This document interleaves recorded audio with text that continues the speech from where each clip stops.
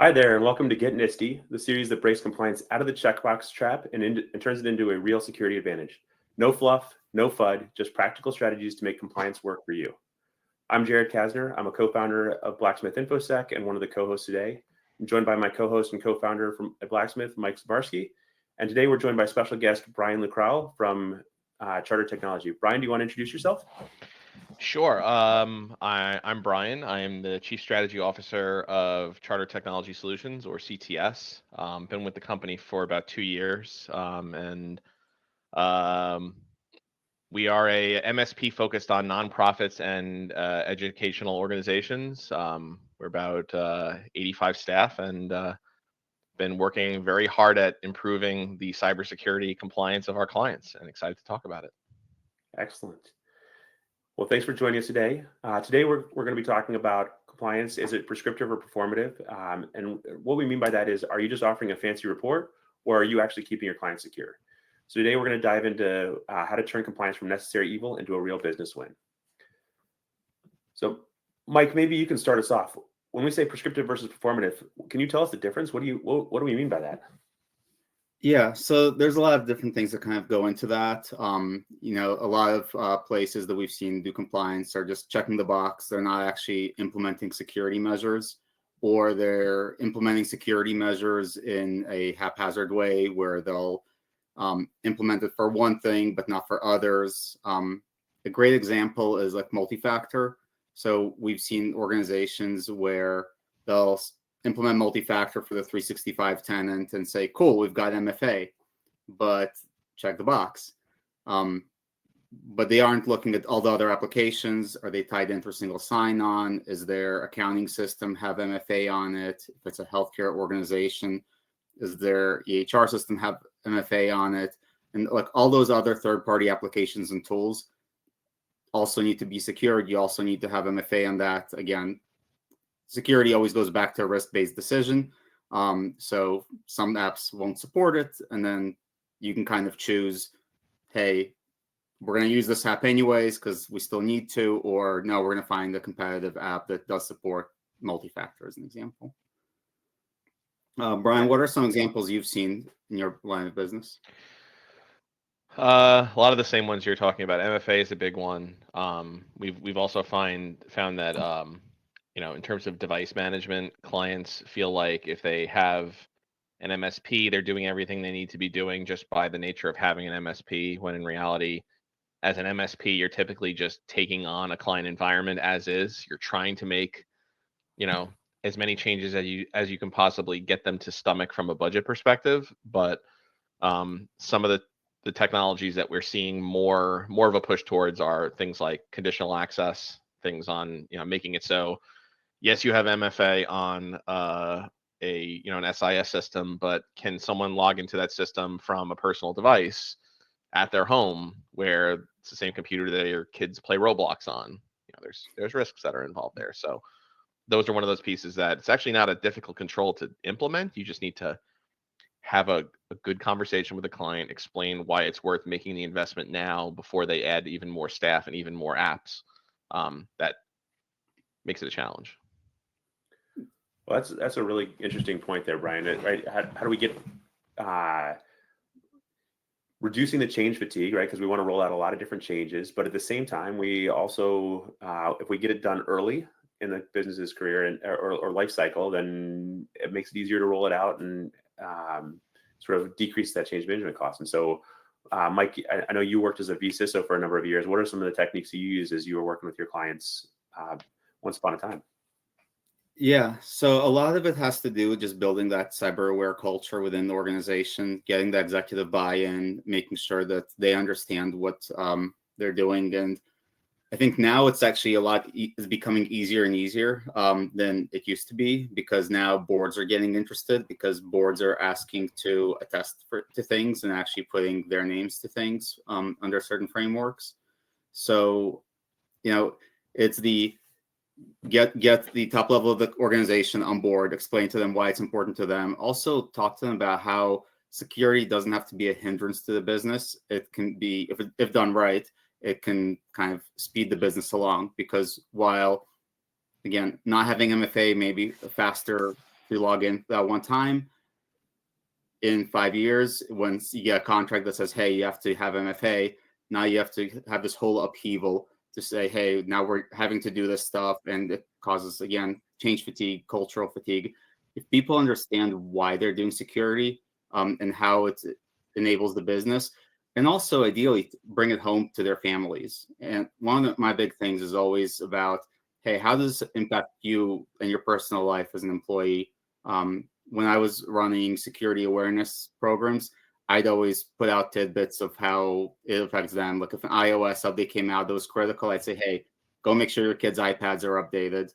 Go make sure your home devices are updated as well. For Data Privacy Day, I'd always say, hey, January 28th, Data Privacy Day, go check your credit reports, make sure there's no unverified activity in your social, but getting them invested and making sure that they want to participate in it as well. I was gonna say, I think the one of the biggest challenges I've found with presenting security and this side of the house is that you have to find the right presentation, the right way to present it.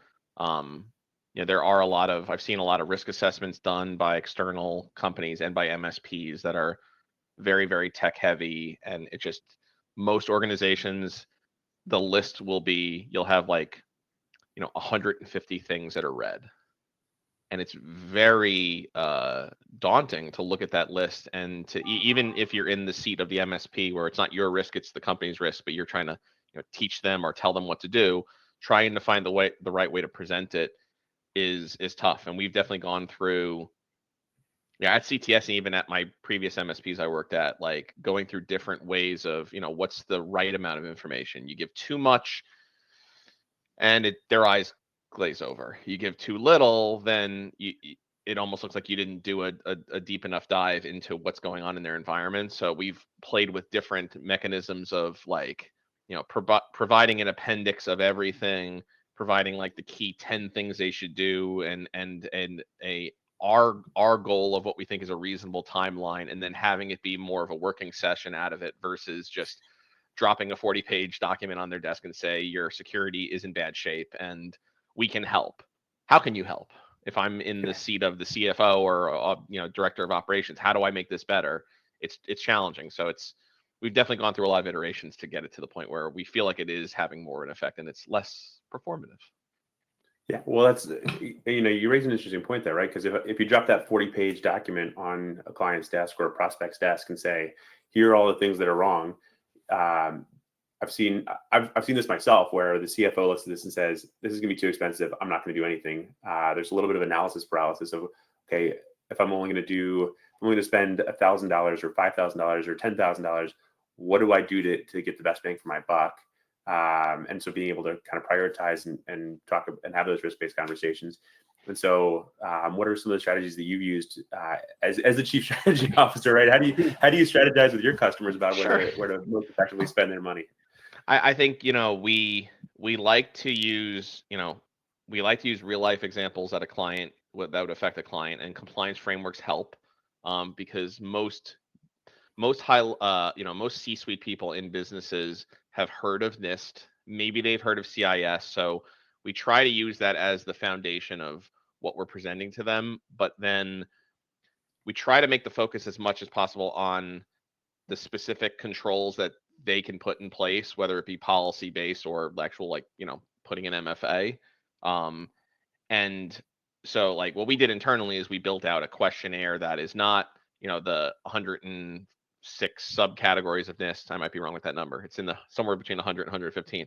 Not that, but because those are very much they make it very loosey-goosey. It's one of these things would be a good thing to do, but in general, you want it to look like this. So we've come up with here are the things that we think you should do that will satisfy a large enough percentage of these things that you are making a huge impact on reducing your risk.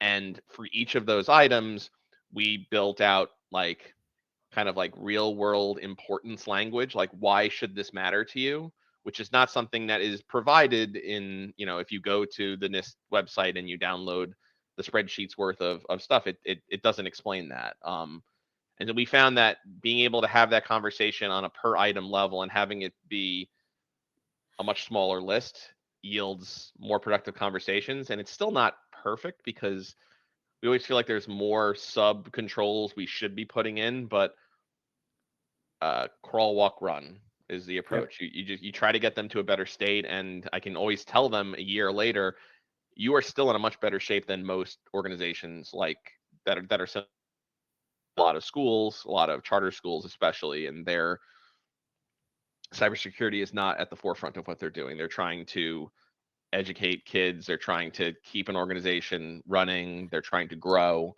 and they're relying on, you know, a lot of funds that are outside their control. So it's tough to say I want to spend tens of thousands of dollars on cybersecurity, but they also don't want to risk the reputational damage of having a breach, and having that breach include student information and parents and stuff like that. So they know they need to do it. Yeah. Well, and so you brought up the written side of things, right? So that really starts with policies. How do you balance, and Mike, maybe this is a good one for you, again, in your past life as a VCISO, or fractional chief information security officer, how did you balance, we'll call it aspirational written information security policies versus actual, and sort of where somebody is today?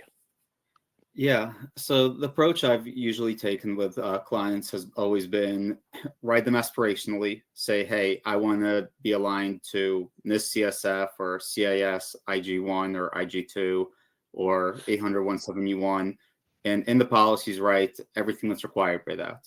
And that way you know what you need to be doing to be compliant. And then the stuff that you're not going to do, that's fine. Put it in the risk register it on the risk.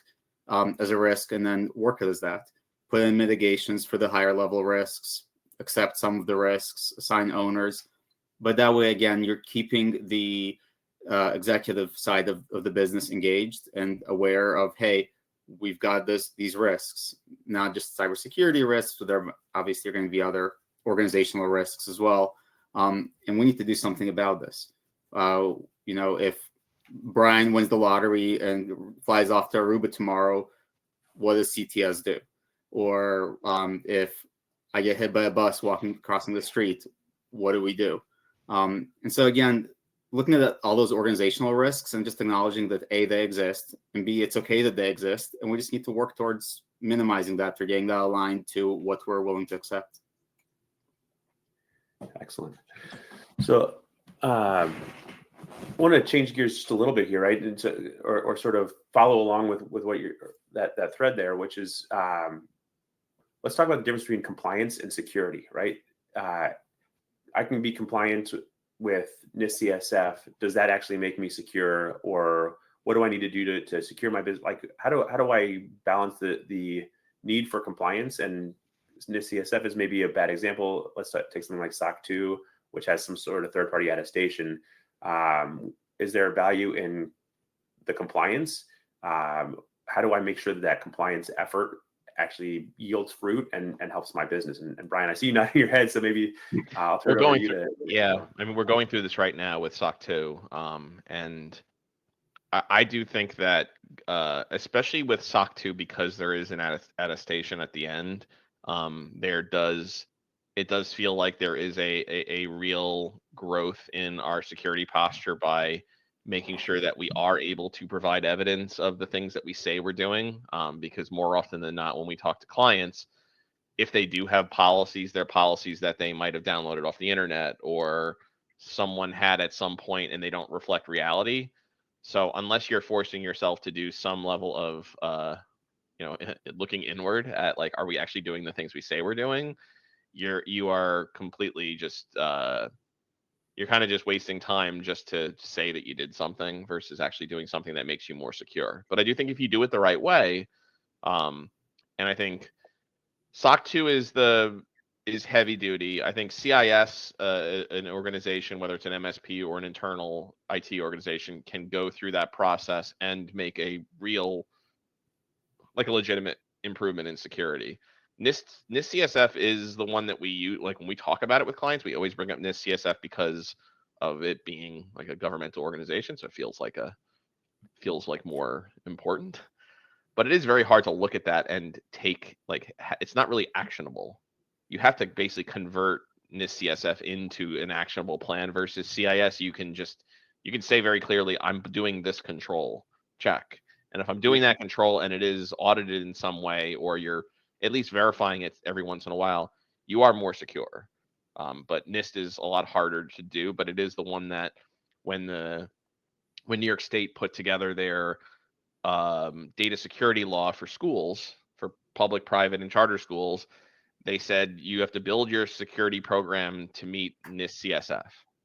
And it was like as loose as that, the words I said, maybe a little bit tighter, but it's basically, what does that mean to align it to NIST CSF? And how do you attest that you are actually doing that? We actually have some schools now that are going through, the auditors have started coming around from the Department of Ed in New York State to say, like, what are you doing? But I've seen some of the questionnaires and it's not very detailed. So I think there's a lot of box checking that's happening, unfortunately.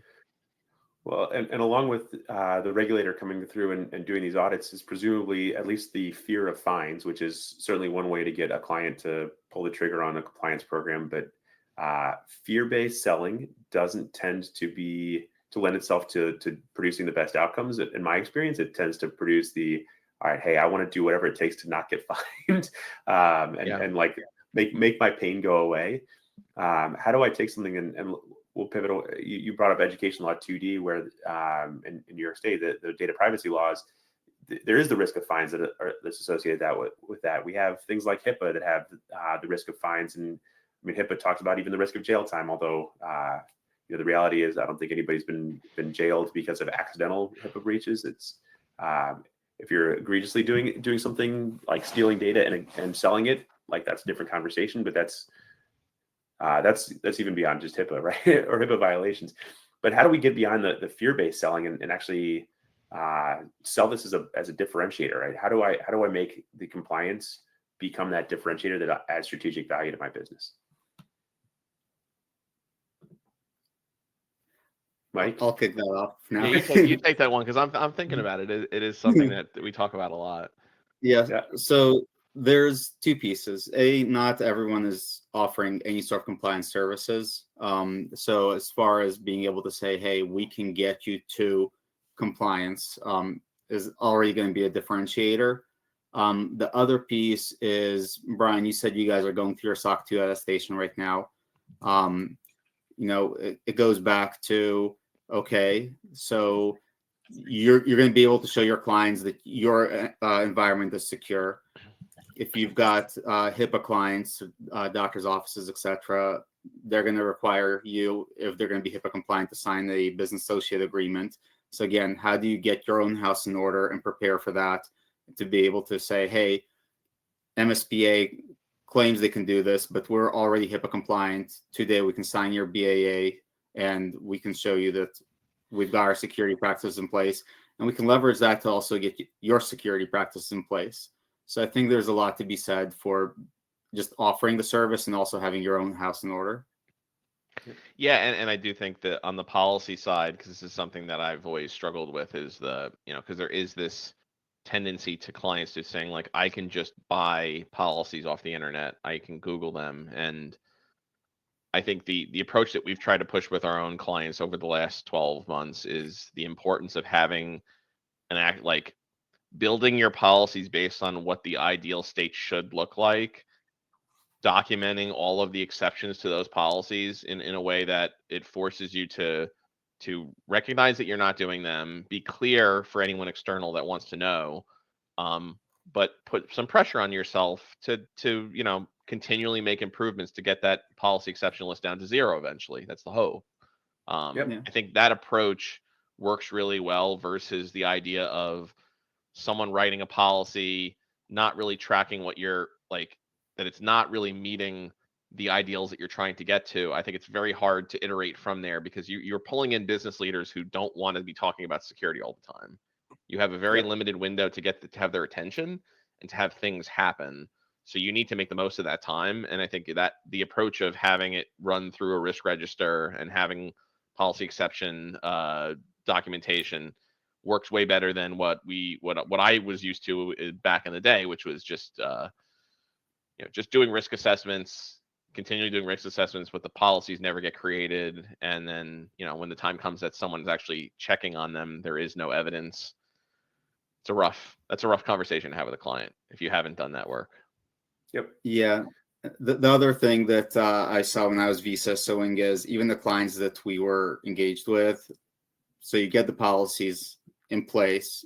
There were a lot of the small businesses didn't have any mechanism for making sure users are acknowledging the policies or even aware of the policies. I actually recently went to an event where I happened to run into an old client of mine. I haven't worked with him in 4 years. I was like, hey, how's it going? How's the security program? He's like, great, your policies are in my drawer. They haven't been touched in 4 years. It's like, oh, killing me. All that work for nothing. Yeah. And so just again, making sure that the policies are reviewed every year, updated every year because stuff changes. Yeah. I'll say also one thing that's come up a lot recently in some of the conversations we're having, like every organization has to have some kind of IT steering committee. There needs to be change management. And so like as an MSP, you need to have that, especially as you're going through SOC 2. We've realized that change management is really important, but that's an easy thing to, if you're an MSP and you're trying to get your client to the table and you explain the importance of having a steering committee that meets and goes over things that are going on, that is another meeting that's on the schedule that allows you to talk about the cybersecurity posture and to continually make improvements. And I can't say that all of our clients are doing that. I think the larger ones that have people that are maybe a little bit more sophisticated from a business standpoint understand and see the need. Some of the smaller clients, it's still more you're talking to the founder, executive director, CEO, and just tell me what I need to do. I gotta go get back to it. It's a quick conversation. So you have to build the program based on the client to get the most impact. Well, and sort of along those lines, though, is your own internal program, right? So, Bryan, I mean, you're going through the SOC 2 journey right now. Why, right? There's a lot of hot takes on the internet these days about, oh, SOC 2 is useless, and that's true if you're doing it purely performatively. That if it's just an exercise of checking the boxes and you're not talking about what you're actually controlling for. And the reality is, maybe somebody's not even going to ever read that third-party attestation that says you've checked all the boxes. So at the same time, I know you're a smart guy. I've known you for a while now, and I know you're a smart guy. So obviously this is something that is useful to, or the CTS feels is useful to your organization. So what is it about going through the SOC 2 for yourselves that you've decided to make that investment? There's a couple things. I think we recognize that from a more performative standpoint, there are prospects that you'll talk to, whether that be organizations that need to be meeting certain compliance requirements, or they just have someone internally that read somewhere that SOC 2 is important, that then you put into an RFP or you have as part of a process. We're not comfortable working with a company that doesn't have SOC 2 type 1 or type 2. So situations like that, it's certainly a like we're going to lose business if we don't have SOC 2. From the second standpoint, honestly, as an MSP, you have an incredible amount of access, administrative access into so many different systems and clients. There is no type of organization from an IT perspective that exists that presents more risk to the overall, like, all SMBs out there. So like we certainly are MSPs get targeted. The software companies that serve MSPs get targeted all the time. So we do not want to be the ones who get attacked, and then our clients as a result get attacked as well. So we're making clear that like we're going to do everything on the front end to protect the house and ensure that our clients are not at risk because of our level of access. And it provides a very clear differentiator between us and everyone else. If we're SOC 2 type 2 and we've gone through a recent audit, and a competitor that either is the incumbent at a client or is directly competing with us hasn't, it's a very clear wedge for us to make between us and them, because we've done the needful to make this a more secure environment, and they haven't. So that's the main pieces. Is it is self-serving, but it's also it's insurance for our organization. Like I I don't want to think about something bad happening because we didn't have conditional access, we didn't do this, we didn't do that. Like some of the stuff we're doing for SOC 2 right now as evidence feels like silly to have to find a PDF of a thing. But I understand why. It also, by us doing that, it shows that all of the other things we provided are as part of that same chain of custody. We're showing that we've got full disk encryption on every machine. We're showing that you cannot use a personal device to log into our ticketing system or our RMM to get into a client environment. No one's using their personal MacBook from some random location. So we can show a client that we're putting in the extra effort, which a lot of small MSPs don't have the time or financial acumen to do this. Because SOC 2 is not cheap. Even if you figure out a magic way of doing it without having to buy a bunch of tools, you still have to pay an auditor, and they're not cheap. Yeah. So speaking of tools, I mean, how are you checking your boxes for SOC 2 and managing things? Like, what does your process look like? So for us, we work with we have an auditor that we're working with who there's one arm of the business that does the auditing, and then there's another arm that does like a readiness assessment. So they're putting us through an assessment, or kind of future tense or current tense. Like they already went through an assessment and identified the areas where we had gaps. Most of the gaps, we felt like we were doing a really good job, and I still feel like we were, but there's more things that you need for SOC 2. So we're going through that whole process. They have a big, gigantic Google sheet with a lot of stuff in it. We're trying to pivot towards managing it through an actual GRC. But it's a sheet right now, but it allows us to assign ownership to specific people. We're uploading our evidence, and they're maintaining it on their end. And I think longer term, we'll want to manage that through a centralized system. But for now, it's that's what they're used to, and it's working okay so far. But that's the piece that is I need to be able to manage that long term. And with SOC 2, you have to continually monitor. You don't want things to fall out of compliance. After we finish the audit, we put the logo on the website. We have the drop the mission accomplished banner, and then a week later, all of a sudden, a bunch of machines don't have full disk encryption on them. Then we're basically we're not in a good state. So we need to be able to monitor that ongoing. Yeah, that's a really good point. That compliance is continuous, right? It's in order to comply with whatever framework you're talking about, you have to be maintaining that, right? There's care and feeding that has to go into that. And so, Mike, I'll turn the mic back over to you for a second here. But like, how do you keep that compliance or keep the energy behind it, right? You claim victory on it. You get your SOC 2 attestation or whatever third party attestation. You claim victory. You have a party. Everybody drinks champagne and party and celebrates, which is great. And then the next day you still have to go back to work and keep the foot on the gas pedal, right? So what are some techniques you've used with your clients for that? Yeah, so a lot of that has been working out schedules for when we're doing a big one that I've seen from where some MSPs miss the mark is they don't stay consistently engaged. They will get it done, and then they'll move on back to whatever they're used to doing, which is going to be, break fix and etc. But staying consistently engaged with the clients and saying, hey, cool, we did your risk assessment or went through your risk register 3 months ago. It's Q2. Let's do it again.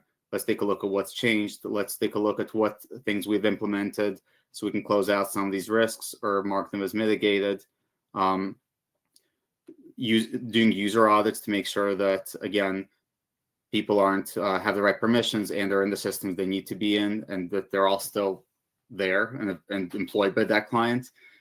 That's been a big one where a lot of the MSPs that we work with say, hey, when we do these user audits, a lot of times the client fails to tell us that they've offboarded someone.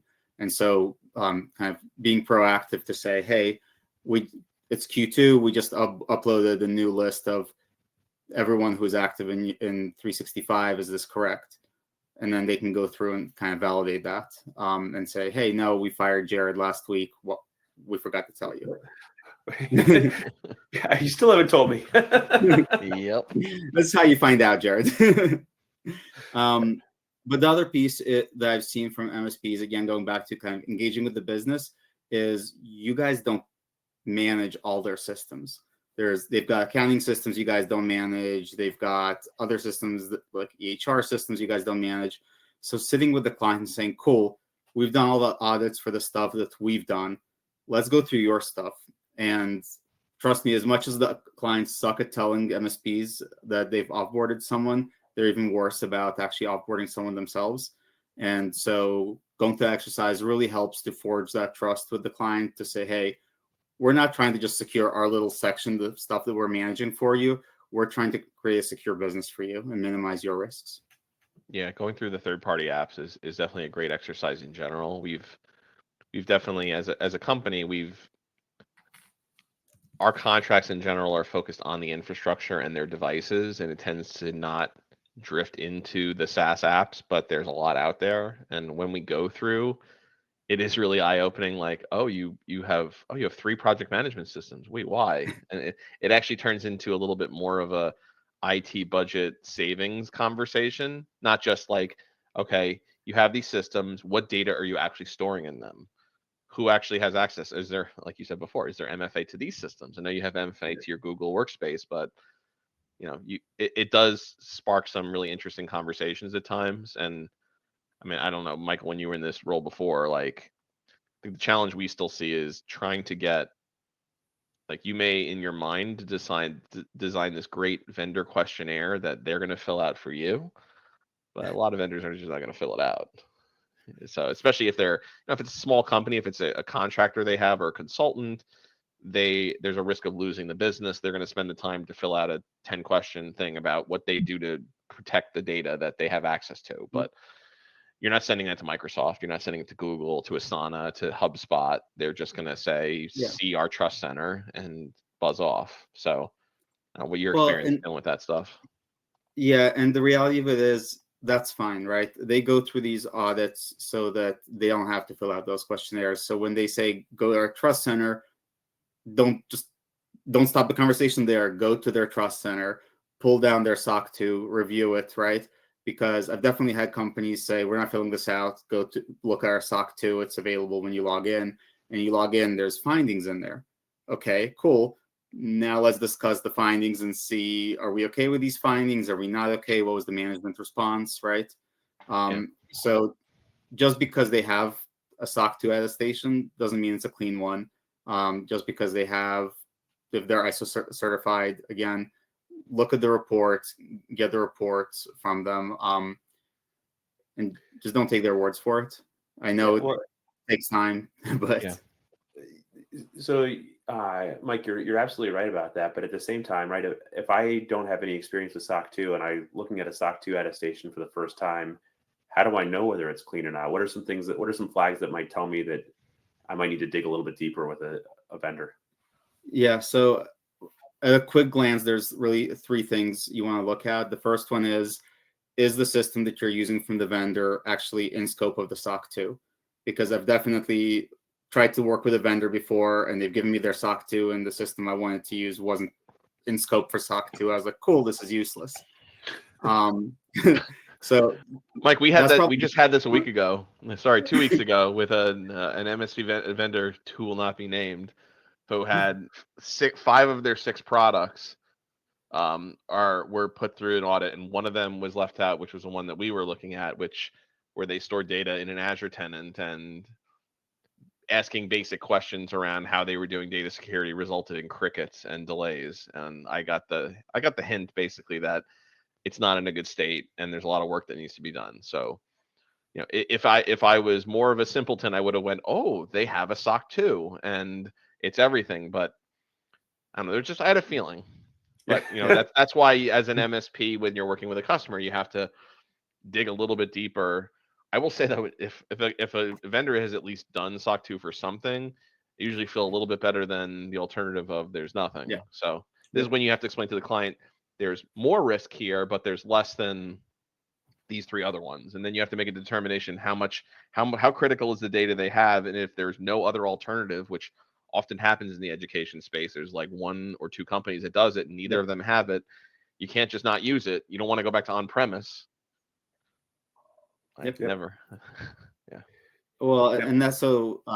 So the first one is the product covered, and then are there any findings in the report? And basically, there's going to be a table. Sorry, my camera went out for some reason.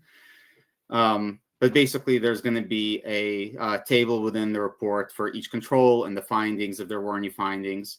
And so look for that, and then from there go on to say if there were findings, what was the management response? Because having run security programs, stuff sometimes gets missed. You forget a user audit or something else, but the management response matters a lot.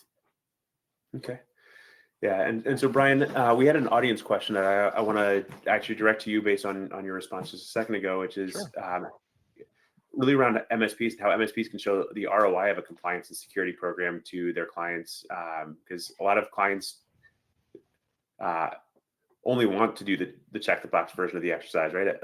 I know I'm a medical practice. I know I need to be HIPAA compliant. Give me the bare minimum to be HIPAA compliant and buzz off, right? So how do you show the ROI to those types of clients, and in your case, education clients primarily, right? That like Yeah. So the tact we've taken that has been successful, at least part of the time, some of the time, maybe half of the time, is to push the cyber insurance angle and the importance that like having more things, because we have had situations where clients have gone through, made lots of investments in cybersecurity, whether it be controls or policy. They're able to check more boxes off when they're attesting to the provider, and their premiums can be either their premiums come down a lot, or they're able to get a lot more coverage for the same amount or less. So the cyber insurance angle has helped, because again,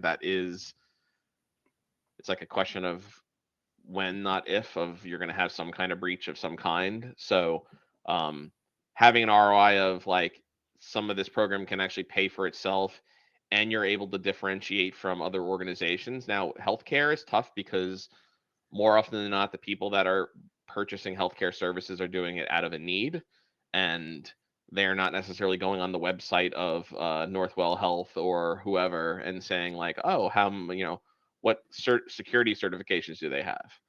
But in a lot of B2B and B2C type, companies, you're going to see there is some aspect of why am I different than someone else? They have comparison pages. And if you're doing more for protecting their information, protecting their security, it does give you a competitive leg up that could win you business.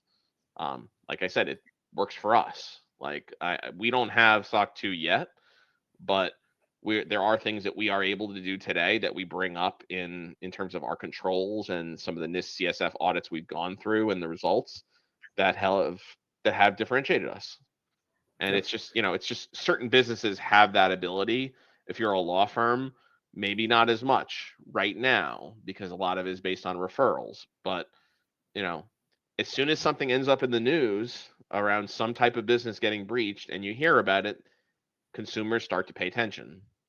So, yes, you can go the fear angle. I try to stay away from the fear angle, which is of like, if you don't do this, you're going to get fined. But it has to be a layered approach. So you focus on Yep. cyber, you focus on the regulatory side, you focus on differentiation. One of those 3 points will hit with the person if they are either a business owner or invested enough in the business that they are worried about it, where they'll go, okay, I'm willing to do at least something. And then it's about presenting it in the right way. Yep. Yeah, No, and I Bryan. can tell you in my own experience that, in a past life, I was the CTO or head of engineering at various healthcare and finance companies. And one of those, the first time I had to go through SOC 2 myself. And, actually Mike was my phone a friend at the time. I looked down at my feet. I said, Mike, I've got 2 SOCs on now. What, right? And he said, there's actually a little bit more to it than that, right? So he's my phone a friend and kind of talking me through the process. But at the time we had MasterCard was a potential partner of ours. And I was able, before we even had our SOC 2 attestation, because we had started to put the right controls into place, getting on the phone with their security team and spending an hour and a half answering their questions and essentially going through their questionnaire live with them. Maybe not the most valuable use of my time in terms of spending an hour and a half, especially in an interview. But at the same time, it helped win us the business and allowed us to delay the actual attainment of the SOC 2 until after the contract was signed, which allowed us to generate the revenue from that partnership. So we could actually afford to pay for the auditor, right? Because, Brian, to your point, SOC 2 isn't necessarily, none of these things are necessarily cheap. Which I think maybe we'll go to our last audience question here, which is around the cost associated with this, right? So what are some easy wins for MSPs to implement and improve compliance without massive overhead for their clients and their internal security programs? I mean, in our own experience at CTS, we invested in a platform which has helped. You guys have heard of it. Well, it's your platform, but again, you invest in a platform, and that can help. It helps because, frankly, as an MSP, your focus is not on compliance. It's typically on IT support. It's on Office 365 and Azure and Google and Network Stack and everything but security. And then security became a requirement because so many people were being impacted. So, there's a lot of tools and systems and widgets. I think that one of the hardest things for an MSP to implement is compliance because it's complicated. There's not a direct answer for every single thing. Sometimes there's 10 different answers. Sometimes there's 20 different controls. So trying to simplify it is, I'd say, is the most important thing from my own experience. Picking a platform that helps with, organizing the structure that you would present to a client and having it be something that they can, if the end customer looks at it and they go, oh, this is slick enough that it makes sense and I understand it, then you're off to the races. And that's helped us a lot. So it's just, at this point for us, it's just a question of, we talk to every client about it every year, and we're pushing every single client to now that we've built a structure where we have a system, we have people trained on it, we have an estimation of labor hours to do it for each client based on how large they are. Larger client takes more time, so the costs are a little bit more. But we figured out a way to do it in a way that's cost effective, where it's not, $30,000, $40,000, $50,000 a year to do. Our costs are really based on our labor and the system that we're using. Excellent. All right. Well, Bryan, Mike, thank you for everything, all your insights today. I think in the interest of time, we'll call it for now. We've gotten through all of our audience questions, and so for folks on the webinar, we will be doing this again next month. We'll be joined by Mike Ellerhorst, a vCISO, who will be talking about some of the things that MSPs get right and some of the things that MSPs get wrong in their compliance journey. And with that, thank you all for joining us. Get NIST-Y, yeah, we're bringing the heat. Cyber strong compliance on repeat. Get NIST-Y, let's secure your fate with Blacksmith InfoSec. Don't hesitate.